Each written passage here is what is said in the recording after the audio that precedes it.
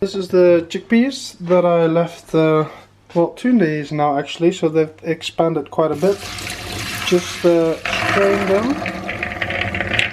I like to just rinse them off a little bit so they're nice and clean. Okay, and then you take your freshly strained chickpeas, put them in your pot,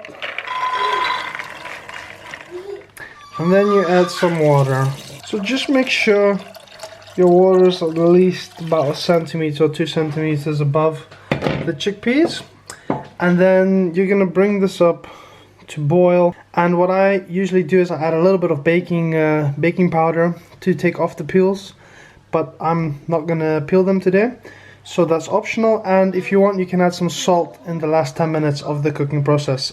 So your chickpeas might get a foamy layer on top. That's completely fine. You can actually remove that with like a spoon or a cup if you want to, but I usually just leave it there. You'll see it will sit on the edges of the pot, but it's not that hard to clean. So after you've brought your chickpeas up to a boil, lower the heat, so low heat, and then just let it cook slowly for 1 hour.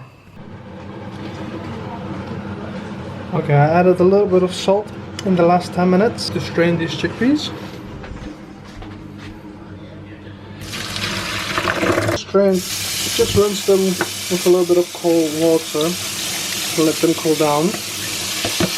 And then you can always see if the chickpeas are ready or not if you just press it a little bit. It's supposed to be nice and soft. Anyway, take your strained chickpeas, throw it into your food processor. There we go. So this is 2 cups cooked chickpeas, but originally it was 1 cup of uncooked chickpeas. Then I like to add some garlic. Because I like garlic a lot, I add 3 cloves, but I would say if you're not that big of a fan of garlic, just put 2 cloves. You need to add 3 tablespoons of olive oil if you have a food processor, and a little bit more if you have a food blender. If you have a blender, because blenders just need a little bit more liquid to work properly. You need to add 3 tablespoons of tahini. I have my freshly made tahini. If you want to see how I made that, go check the link below. Okay. 3 tablespoons of fresh tahini. I add 1 tablespoon of fresh lemon juice. I'm going to add 1 teaspoon of cumin powder. This really brings the hummus together. This comes down to your personal preference. If you like it salty, I would say maybe 2 teaspoons per cup of hummus. And if you just like that mild little taste, then 1 teaspoon would be good enough. So I'm going to put some white pepper. If you want the best taste, it will definitely be if you use some freshly ground pepper.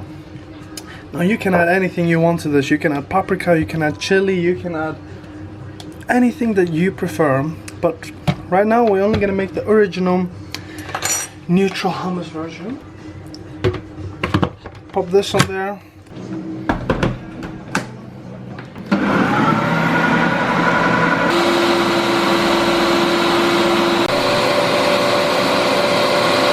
There we go. Just look at that. Nice creamy hummus. Now if you want to serve your hummus, put it in a bowl, drizzle a little bit of olive oil on top, add a little bit of cumin,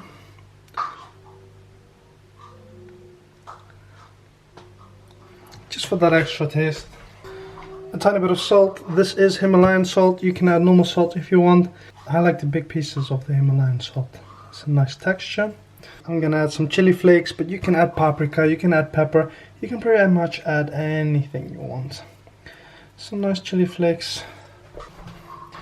Now I like to eat my hummus with some nice seedy crackers, but also bread, celery, whatever you want. You can eat hummus with pretty much anything.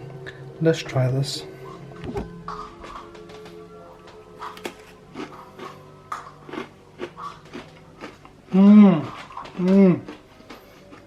Delicious.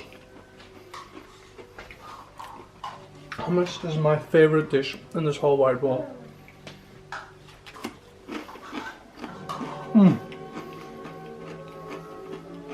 Thanks for watching, guys. If you like this video, give it a thumbs up. If you want to see more, comment down below what you want to see. See you in the next video. Cheers.